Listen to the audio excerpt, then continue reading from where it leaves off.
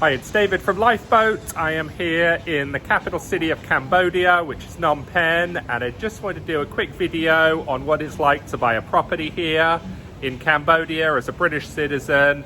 Great view behind me. They have a load of these rooftop pools in Cambodia and rooftop gyms as well. There's great views all around the city.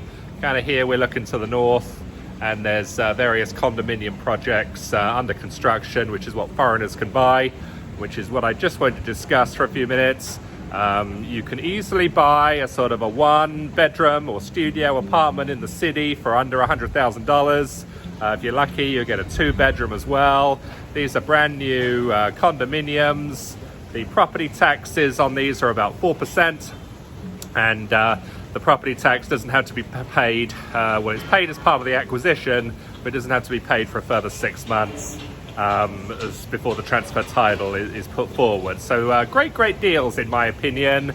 Getting property in Cambodia, you can get 10-12% rental yield fairly easily, and all properties close to the real center of the city. It's not a massive city, it's not quite as dramatic and big as it looks from up here. You can get around the city pretty easily. It's not like a Beijing or a Bangkok type of place. Not as big as London by any means. So very nice. I'd say the only downside is the weather is very hot. Right now I'm here in the middle of the summer, but even in the winter it's still very warm. And my philosophy is to get money out of the Western financial system, which I've been talking about a long time.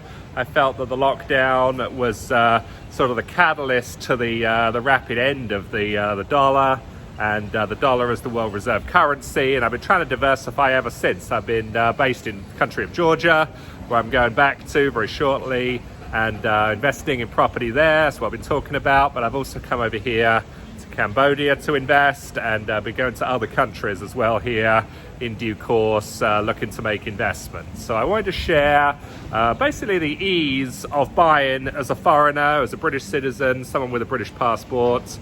Foreigners can buy condominiums, no problem, on a tourist visa, rent them out for investment. And if you want to buy land or houses outside of the city, you have to buy them in a trust where you have power of attorney. It's a little bit more complicated a process, but no more, by no means impossible. You can also get a Cambodia residency permit with investments of $100,000 or more, and this allows you to stay or travel in and out of Cambodia, stay for any length of time within a 5-year period. And there's a few more details connected to that. I'll put the link to the website in the description, and I think it's something to consider if you're interested in traveling the world and investing around the world, as I am, and as you may well be as well. So great things happening in Cambodia. Cost of living also very expensive. I wouldn't say it's quite as inexpensive as Georgia, but it's inexpensive, definitely relative to Britain. If you're having issues with the cost of living quote-unquote crisis, and you are interested to get more for your money, maybe you work a remote job and you can work from home, based anywhere, Cambodia definitely has a lot to offer. It's also, property prices on average are also 20% lower than Bangkok and lower than Ho Chi Minh City, just down the road in Vietnam. So that's my summary. Beware of the heat, but everything else really great, including customer service, including the friendliness of the people. Really top ratings from me. So I also wanted to ask, what do you guys think about this banking crisis going on? It's primarily in the United States. There's also been some rumblings at Credit Suisse about a week ago, where they were taken over by UBS, and also now Deutsche Bank. Do you worried about the banking system? Because I certainly am. I think it's a very dangerous place to be with your money.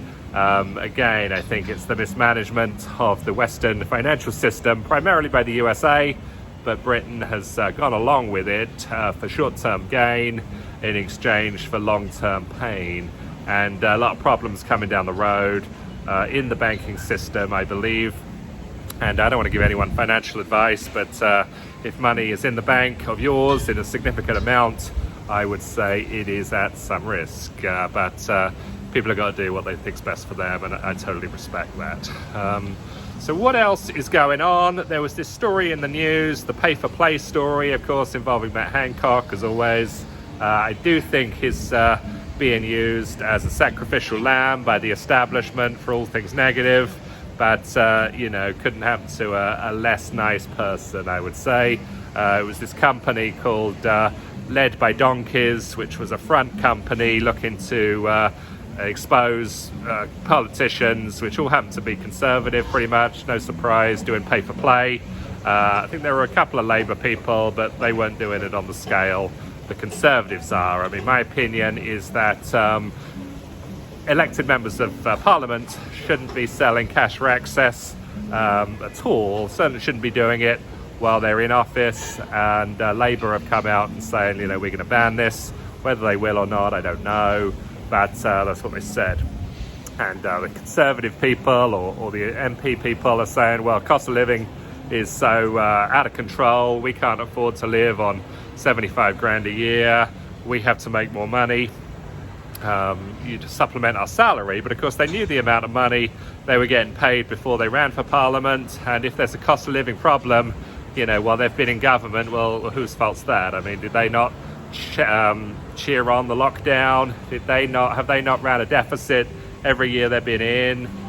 You know, these people only have themselves to blame for the problems they seek sympathy for, so they're getting no sympathy from me. So a lot of interesting things going on in the world economy, a lot of things to watch out for, a lot of crazy stories. I mean, these alliances between Russia and China that I mentioned last time we spoke, alliances between Saudi Arabia and Iran. What about the BRICS nations? What do you think about that? Do you think Britain should join the BRICS nations? Do you think Britain would be better off joining up with countries with very low debt, or should they stay within the G7 system, within the IMF system, with countries that have very, very high debt? What's best for Britain post-Brexit? Maybe we should consider joining BRICS, like a lot of these countries want to do now. I mean, I think there's like over 100 countries want to join BRICS, but you know, Britain maybe wouldn't be allowed in because our debt is just too high. But I think that'd be an interesting idea, something worth considering. And you know, lots and lots of great things to bring you. I'll be back in Georgia here in the next few days and doing some more videos. I'm doing a custom home project over there that I want to show you, and looking to do other investment deals in commercial real estate. So please subscribe to the channel if you're interested in all these things, and we'll look forward to talking with you soon.